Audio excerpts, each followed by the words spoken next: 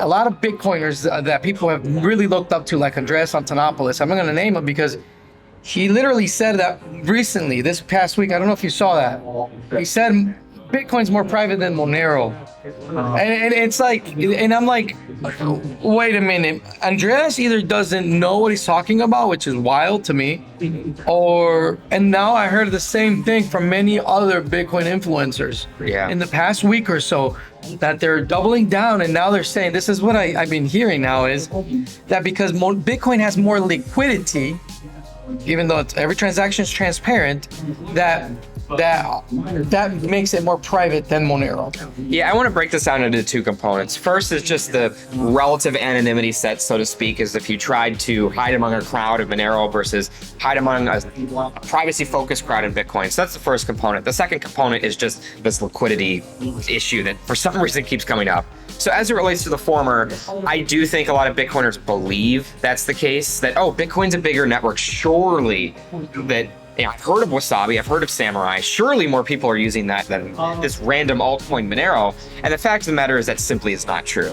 It's difficult to specifically compare like money that leaves Samurai mixing in transactions to Monero transactions. Like, these are somewhat art style comparisons in terms of what you try to match some of these numbers up. But really all indicators point to Monero having a substantially larger user base and crowd to hide among for privacy than any Bitcoin privacy implementation.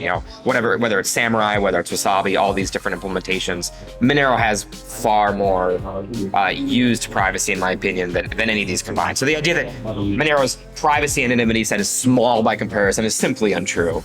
As it relates to Monero liquidity, it's just such an odd argument, I feel, for someone like Andreas to bring up, because Andreas and three other people. But who are you specifically? Like, who is his audience? If his audience consists entirely of billionaire Russian oligarchs, then sure, he's correct. It's hard to just click a button and buy $1 billion of Monero. That's not possible, right? But like, there are people at this conference right now. It's sponsored by DV Chain. I used to work for them, and if you walk to them and like, hey, I want to buy like $5 million of Monero, or I want to sell $5 million of Monero, they can make it happen. And frankly, they already do make that happen, or like the cryptocurrency space at least makes it happen, because Monero is used for ransomware payments. So surely they're able to procure those sorts of payments somewhere, and those are to the tunes of millions of dollars in Monero ransom. So who is his audience that they say don't use Monero for your privacy because liquidity is an issue? Like, are you trying to, like, which among your viewers is like, I was trying to buy $100 million of Monero, but like, I just couldn't. Like,